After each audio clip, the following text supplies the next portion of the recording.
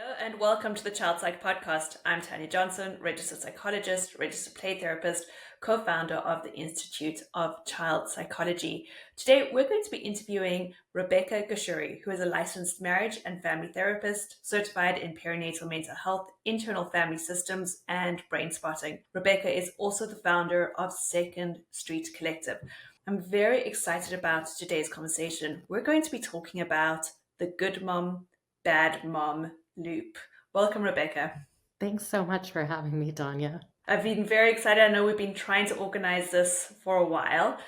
The good mom, bad mom loop. For everybody listening, can you explain to us a little bit what this actually is? Yeah. So, in my work with moms in particular, I have found that there's sort of this predictable pattern that moms get into of feeling like their needs aren't being met and feeling like they're failing at everything, right? Failing at motherhood, failing at their jobs, failing at being a partner.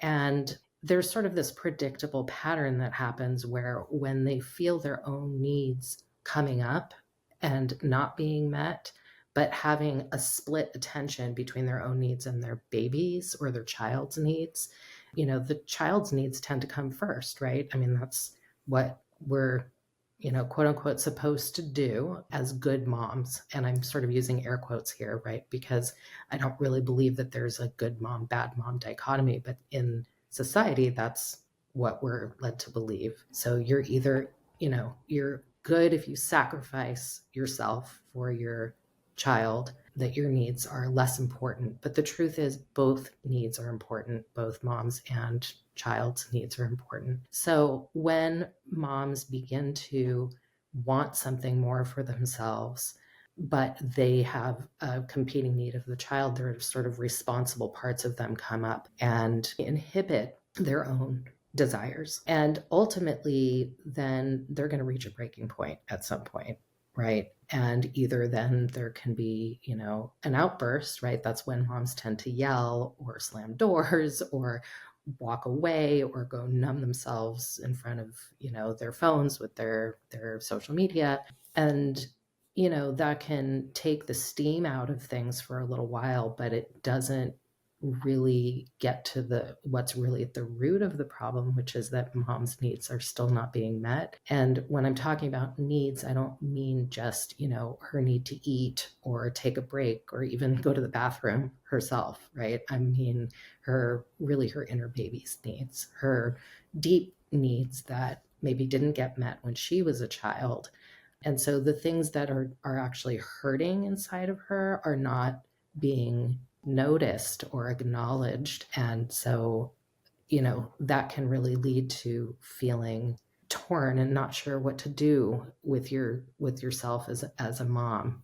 I really need to be understood and feel like I belong, in this world as both just a person and as a mom, right? Being a mom is not our only role. So then, after this outburst happens, or we'd call it an outburst or even an inburst, right? Which would be shaming herself. That inner critic inside would come in and say, I can't believe you just slammed the door. Your kid didn't need to see that. And, you should feel terrible about that, right? And so then shame comes and takes over. And at the same time, there's so much grief in motherhood around things not necessarily being the way that we'd hoped for or expected them to be or fantasized about. And I think in our society in particular, let's face it, we're in a patriarchal America here, and we're not really allowed to grieve what we've lost. And, I'm not saying that to say that motherhood is terrible, right? I mean, I've got 3 kids and I adore them and I actually really love and enjoy being a mom, but there are lots of things that, I feel like I've had to sort of compromise about or give up as far as, my own wants and needs and my own identity in order to really be of service to them. And that's also a choice, right? So I think it's sort of that loop of wanting, and then you're inhibiting those feelings of your own needs in service of the baby's needs. And then you start to notice, wait, there's something really deeper inside that's hurting, and then that's what causes that outburst. Because if nobody tends to that really deep inner wound, then there's going to be some kind of outburst or inburst, and then you end up feeling shame or grief. And then if you don't interrupt that, it just keeps going and going. Yeah. Rebecca, I know that there's a whole group of moms out there listening right now going, you just explained my experience perfectly. I hope so. Yeah, because I think so often there's so much shame and guilt around parenting, and we're talking about moms particularly today, so we can say mothering, that I think people often keep these cycles to themselves very close. Yes. Yeah, there's so much shame. If you even speak out loud, and I'm going to call it a truth, that being a mom is hard, right? It's a job, and it can be very hard. And if you say that out loud, then I picture myself sort of scrunching into the corner, right? That because somebody outside might say to you, what, being a mom is supposed to be the best job ever, and especially, I see this a lot also with moms who worked really hard to have kids, right? Via, IVF or something. And I've known moms who have tried for 10 years and then had a child, and it's very difficult. And then they feel so much shame because they should just love it, right? Yeah. Mothering particularly, what is it about mothering that puts so many moms into this arena? What is it about mothering that puts moms into this arena? Do you mean feeling like they're failing? Yes. Yeah. Well, I think it's a combination of things. It's, again, societal messages that, we should be doing mothering a certain way. And incidentally, I just saw this morning, because I was scrolling on Instagram myself, but it's something like the pause effect. And it's about changing the paradigm around stay-at-home moms, and how there's just so much judgment around that, and that it's not a job just like anything else. And so she's trying to change how we think about that too, which I really appreciated. So I think it's societal messaging. I think it's also family of origin messaging, depending on how you grew up and what expectations of you were as a child and as a young adult, maybe in high school, what was expected from your family, how you're supposed to succeed and what you're supposed to do, and how your mother mothered. And quite frankly, we're all doing the best we can with what we have, right? But sometimes we don't get good role models. And so it's hard to know how am I supposed to show up? And then, there's physiology too. Honestly, hormones are a thing, and they set us up to be highly attuned to our babies in particular. And that period of postpartum kind of sets you up for down the line how hard it's going to be. And at the same time, it's such a huge opportunity for healing. Motherhood, I feel like, is probably the most plastic time in a woman's life besides being born, and the most opportunistic time for healing. Rebecca, as we talk about healing, you had mentioned the wounded parts within. Can we go back to that? Yeah. So the modality of therapy that I use the most, I would say, is internal family systems. And the reason that I love it is because it has a fundamental belief that we are all multiple. We contain multiple parts of ourselves that either protect us or they're wounded. So some parts are vulnerable and some parts are protectors. And the IFS is just very non-pathologizing.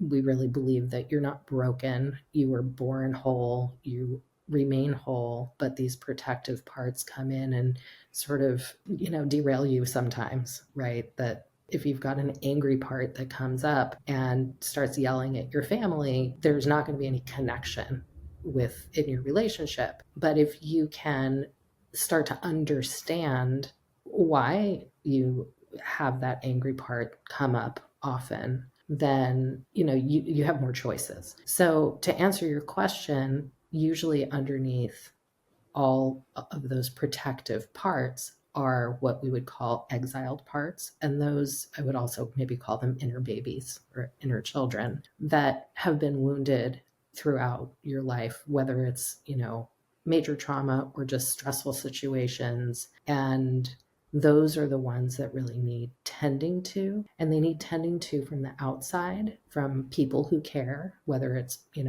partners and friends and therapists and acupuncturists and anybody, but they also really need care from you and your, what IFS calls the self, which is with a capital S, and you could think of that like your true nature or Buddha nature, your soul, really really truly who you are. And that's really where the ultimate care comes from. It doesn't mean that you don't seek care from relationships outside, but building a relationship with the parts of yourself that are hurting inside is really where the healing, the long-term healing comes. So those inner babies, I love that word actually, those inner babies, are we always aware of what they are? No, that's the problem. Okay. Right? Because, yeah, it's very typical for humans to have knee-jerk reactions to things. And we often have no clue that there is an inner baby somewhere underneath. So there's a writer, Viktor Frankl, who a lot of people know, but he would say that between stimulus and response, there's a space. And in that space, there's choice. So when you can slow down and, really step back, even if it's for a millisecond, it doesn't have to be like, oh my gosh, a whole big thing, right? But when you're in a situation where you start to feel activated and you get some body clues that, oh, my stomach is rumbling or my palms feel really sweaty or I hear a buzzing in my ears. Okay, what's that about? And then you just take a beat, and in that pause, you can make a choice. You can still choose to yell and slam the door, right? Or you can choose to say, gosh, what just happened, made my angry part come up, and I feel like we should maybe talk about that, right? And that just changes the atmosphere in the room or in the relationship. That angry part, I've got a couple of questions here. So the angry part, and then we have our protective part. So an angry part would be a protective part. Got it. So the angry part is the inner baby, and it's also the protective part. No, let me clarify. So the angry part would be a protective part, and the inner baby would be a part that's wounded that the angry part is protecting. Got it. That makes sense. Okay, so I love that quote from Viktor Frankl about the pause, that we have that choice. Mm-hmm. So let's say somebody goes, this is my angry part coming up right now, which is my protective part. Yeah. What do they do then? If they don't know where it's from, or where it's coming from, what's next? Well, there's a saying in IFS, which is speaking for your part, not from your part. Mm-hmm. So speaking from your part would be saying, I'm so angry. I hate you. You're a terrible person, right? That would be speaking from the angry part. Speaking for the angry part would be like what I said earlier. I'm feeling an angry part come up. Let me see if I can connect with it. Right. And then taking that pause. I'm not sure I answered your question. You did. I think that is beautiful, because it's not that we have to necessarily do anything. It's the recognition of the part. That's right. I think it's really all about acknowledging, first and foremost, that we have parts. Because I think humans in our modern culture have been taught that, our mind is separate from our body and that we're all one thing. And that if you agree to this concept of multiplicity, then that means that you're crazy, right? That you have some disorder, that you have multiple personality disorder, dissociative identity disorder, which is not actually true. We all have parts. We say, there's a part of me that wants to go to the party tonight, and there's a part of me that just wants to get in bed and watch a movie. And that's actually very normal. So I think a lot of it is really about acknowledging the fact that we do have many, many facets of ourselves, and they all matter. They're all there for a reason. Every single one of them has a good intention, even the ones that we don't like, even the ones that feel harmful. They all have good intention. They're all really protecting our vulnerability. And if you can kind of just get behind that fundamental philosophy, then the rest of it sort of falls into place in a way, because it helps you slow down and listen. I think that's the other thing, is really deeply listening. It's all about slowing down and listening. And that's what we want to do with our kids too, right? And for them to get that modeling is just great for relationships in general. And Rebecca, what I love about what you're saying is that instead of, pushing it down or putting some sort of more cognitive strategy to it, it really is just welcoming that place and space within you and saying, you're there, I see you. There's a story. I might not know what the story is, but hello. Yes, that's so beautiful the way you said that. It's really curiosity, what is going on inside of me right now? Why am I feeling this way? Can I connect with what's actually hurting? Is it grief that I'm feeling, right? Grief is natural and a part of life that helps process and wash us clean from the inside out, So really acknowledging those things are human, and and we get sort of swept away by productivity and doing all the time. And especially I live in Silicon Valley, so it's a lot. Yep. Yeah. Yeah, Rebecca, it's interesting that you bring up grief as one of those parts, because I do a lot of work with kids and with their families, with their parents. And grief is one that I often hear from the parents coming in and from our moms. And I think in motherhood, there really is so much grief that we never talk about. Yeah, and I wouldn't even say grief is a part per se. Grief is sort of, I don't know, like I said, it's a natural way of being when something is lost. And sometimes there's ambiguous loss, right? It's not necessarily a loss of a human or something tangible. It's the loss of a fantasy or a dream, or, and we live in a very grief averse society. We don't want to acknowledge it. Tears are not usually welcome. And when I'm with clients, sometimes they apologize for crying. And I keep saying, there's no need to apologize, especially in my office.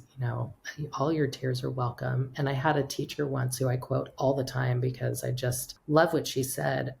She said, tears water the heart. Isn't that beautiful? That's beautiful. Yeah. Thank you, Cindy Gum. I don't even know if she's still teaching, but that really stuck with me all these years, because I imagine, when I cry, my heart just grows bigger and bigger and makes room for more and more love. And what else do we really need in life, right? Absolutely. Okay. Question here. So, as you mentioned, grief can be a process. How do we know if grief is just this natural process? And like we said, so many moms are mourning the loss of maybe who they were before kids. Just often for many of us, it's happening without us being able to tap into what it is. We can just feel something feels different. How do we know the difference between grief being a process and grief being a protective part? Well, I don't really think of grief as a protective part. I think maybe there's another part that would be in the way of feeling the grief, that's protecting you from feeling the grief, right? Because again, it's unacceptable. Like maybe there's a critic or something nearby that's saying, you shouldn't be grieving this. Again, you should love being a mom. You shouldn't be having an identity crisis right now, right? You should just accept it and move on. And so, it's kind of teasing those things apart. And sometimes you need help to tease that apart, whether it's a friend or a therapist, just to kind of help you reflect on, what is it that I'm really feeling? Is it really this deep grief that I'm feeling, or is there another part of me that needs some attention? Do I want to go back to work? Like asking yourself practical questions like that can help reveal these parts of you that need some attention. Mm-hmm. Hopefully that answered your question. Mm-hmm. It does. So for our moms who are out there, and we've spoken quite a bit about our moms who've just had a baby, so they've got little ones in the house, who are sitting there going, Rebecca, I just feel like a big mess right now, like a puddle of messiness. Where do they start? Well, first of all, I totally get it. I was there 3 times and, it is messy. And so let's just start with acknowledging the fact that it's messy and, give yourself some grace. And again, acknowledge the truth that sometimes it's going to be hard, but you don't have to do it alone. And you actually are not alone.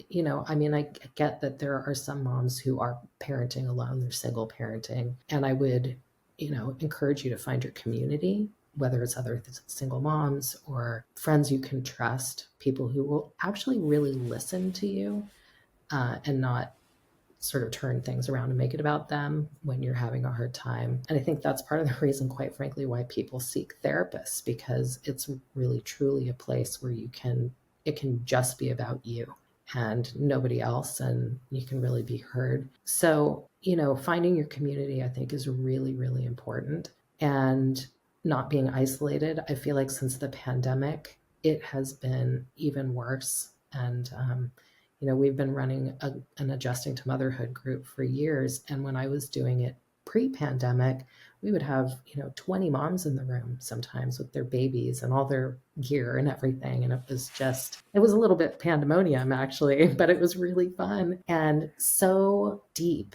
and meaningful, and major connections were made. And now to get people into a group has been very, very challenging. I don't know, you've seen that too? Well, we've seen it too. Yeah, in our presentations or workshops, it's so difficult.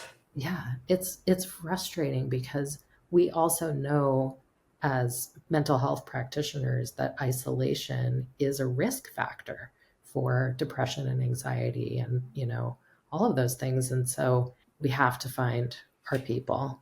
And sometimes that takes a little bit of nudging. So finding community, and then really, again, getting curious about what is going on inside of you. What is it that I'm feeling right now? Can I pause for a second and just notice, okay, what does that feeling in my stomach, what is that saying to me? And I know it sounds a little bit woo-woo, but it's the only way I really know how, because those body sensations come before your logical mind. And we can't really make choices and reason without paying attention to what's going on in the body first. It just makes the most sense that's why they call IFS or brain spotting or EMDR, any of those sort of modalities, somatic experiencing, they're all bottom up, meaning that we pay attention to what's going on in the body before we start reasoning what's happening. It's just I think a really powerful way of living your life, not just being in a therapy session. Absolutely. And I think, Rebecca, what I love about that approach is instead of going, okay, what's my list? How do I get more organized so I feel better? We first go into, what is my gut telling me? What is my chest telling me? What is my head telling me? Yes. And, you can go back and forth, right? I had a client once come to me and say, it was our consultation, first 15 minutes. And she said, I really don't want to talk about my feelings. And I said to her, okay, well, let me tell you, I have a very practical part of me as well. And I hear that you are really wanting me to help you figure out how to manage your life postpartum. However, alongside of that, I'm always going to be contemplating and wondering, what is it that's going on underneath your feeling of being overwhelmed right now? What is it that we really need to tend to?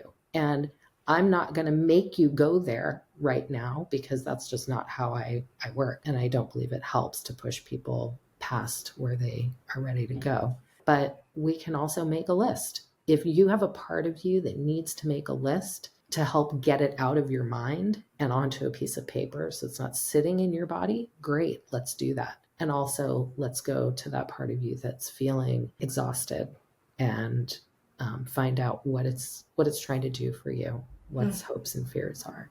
It's powerful. It's powerful. Mm-hmm. As you were just giving that example, the one thing that really resonates there with me too is that it's just a part of me. It's not all of me. Yes, absolutely. I find that incredibly powerful too. It takes a lot of the shame out. Totally. Totally. And you're able to see kind of the other aspects. It's like, actually, I am also this creative soul. I am all of these other things. Yes, exactly. Rebecca, for all of our moms listening in, do you have any final thoughts? Any final thoughts? You have inside of you everything you need. And I know that it doesn't always feel that way, but to remind moms out there that they matter, that they're not alone, that they were born whole, no matter what the messages are that you're getting from all around you, that is a truth that I believe, that you are not broken, you're whole, and you have everything inside you that you need to heal what's hurting. And sometimes it's really helpful to get some help and support in doing that. But, in the meantime, slow down as best you can and listen to what your needs truly are. See if it can be a practice not to wash over your needs and not shame yourself if, things don't go the way you'd hoped, but just to be extra kind to yourself, because this parenting thing is no easy feat, and you're literally creating and raising a human being or multiple human beings, and that's nothing short of a miracle. So you could also pat yourself on the back for that. So beautiful. Rebecca, where can everybody find you? They can find me at my website, www.RebeccaGosuri.LMFT.com. That's my private practice and content, and you can sign up for a little newsletter that I have on there via Substack. And then also, if you're in California, secondstreetcollective.org is my business name, and that's a group of licensed mental health practitioners, and they're all running their own private practices, and we just support each other in our meaningful work. And so there's lots of people who are taking new clients, and they do in person in Campbell, California, or telehealth all over California. So beautiful. Thank you so much, Rebecca. Sure. Thank you so much, Tom.